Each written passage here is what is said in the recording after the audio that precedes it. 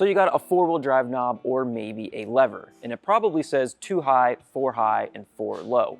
You kind of know what they do, but do you really know when to use each one? Today we're breaking down what 2 high, 4 high, and 4 low actually do, when to use them, when not to, and how to switch between them the right way so that you don't mess up your drivetrain.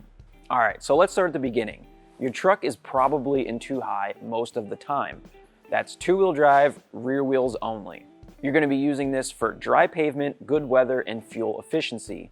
But once things get slick, slippery, or uneven, 2 high won't cut it. So before we go any deeper into 4 high or 4 low, let's clear up a question that you might have. What's the difference between 4-wheel drive and all-wheel drive? Because no, they are not the same thing. All-wheel drive is always on. It uses computers and sensors to decide which wheel gets power and when. It's great for wet pavement, snow, or gravel roads. It works automatically and you don't have to think about it. Where 4-wheel drive, like what most Toyotas have, it gives you the control. You choose when to engage it, and in most cases, you've got access to low-range gearing for some serious off-road torque. All right, enough about all-wheel drive talk. If you're here, you most likely have a 4-wheel drive rig. So let's break down what those settings actually do, starting with 4 high. 4 high or 4-wheel drive high gives power to the front wheels and to the rear wheels, but it's still geared for speed. You can safely do up to 55 miles per hour in 4 high. This mode is perfect when the road isn't dangerous yet, but it's definitely not great. Some perfect scenarios of when to use 4 high is when you're driving on gravel or dirt roads, rainy, icy, or snowy pavement, loose sand or wet grass, pretty much anytime you want more traction without crawling speed. This mode keeps your tires from spinning and slipping. It's basically like giving your rig 4 feet instead of 2. Just make sure that you don't use it on dry pavement unless your truck is built for it.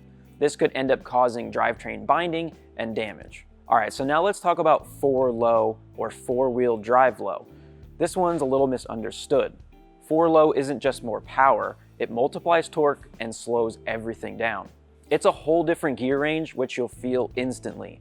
Your throttle response changes, your rig feels like it's crawling even when you're giving it gas. Some situations where you're going to want to use 4 low is when you're rock crawling, going through deep snow, deep mud, or deep sand. You're going up steep inclines or down steep descents, you're recovering another vehicle, or you're towing heavy loads at very low speeds. Basically, anytime you need slow, controlled power, 4 low is your best friend. You're not going fast, you're going deliberate. Now here's some mistakes we see people making when using 4-wheel drive. One being people shifting into 4 low thinking it's going to give them more power on a snowy highway. Bad idea. You'll end up redlining before you even hit 30 miles per hour. 4 low is for crawling, not for cruising. In a situation like this, you definitely want to be using 4 high.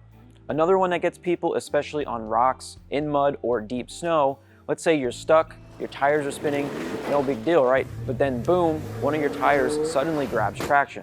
That sudden grip, it's called shock loading, and it's one of the fastest ways to break something, like an axle, U-joint, or even your drive shaft. If you're in a situation where your tires are spinning and your truck begins to hop up and down, or you're sliding back into a section where your tire is going to grab traction, the best thing to do is to let off the gas. Otherwise, you're gonna go from stuck to really stuck. All right, now let's talk about how to switch your transfer case gearing. Going from 2 high to 4 high, most trucks let you do while you're driving under 55 miles per hour. Pretty easy, but when you're switching to 4 low, you need to come to a complete stop, shift into neutral, then move the dial or your lever to 4 low, then back into drive. Like we talked about before, trying to jam it into 4 low while moving can end up damaging your transfer case. So here's a quick example of using 4 high and 4 low. This trail has loose rocks and some mild climbs. We're gonna start in 4 high, but once it gets technical, we'll switch to 4 low so we've got more control and torque. You'll feel the difference immediately. So to recap everything we went over, 2 high is for daily driving in dry conditions.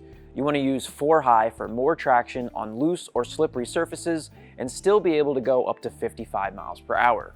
Use 4 low for slow situations that require maximum torque, and don't use 4 high or 4 low on dry pavement unless your truck says you can. If your truck starts hopping in an off-road situation, let off the gas and always stop and shift to neutral before going into 4 low. If you got any questions, drop them down in the comments. If you have tips for anyone else watching this, make sure to leave those as well. And if you want us to break down lockers, crawl control, or A-track in a next video, make sure to let us know.